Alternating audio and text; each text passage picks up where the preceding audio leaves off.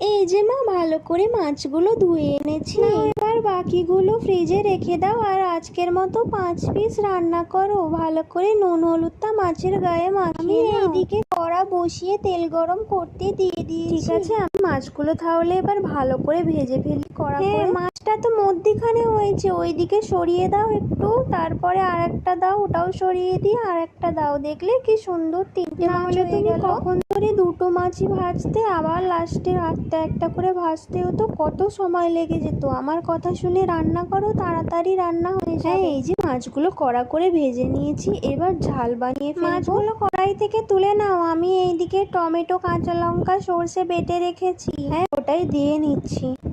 মশলাটা কষে গেছে, মাছগুলো একে একে দিয়ে দাও। আমি কিন্তু ঝাল খাবো না, আমারটা ভাজা রাখবে আর বাবুসোনারটাও ভাজা রাখবে। আপনাদের দুজনেরটা ভাজা রেখে দিয়েছি আর আমাদেরটা ঝাল করে দিচ্ছি। এই তো রান্না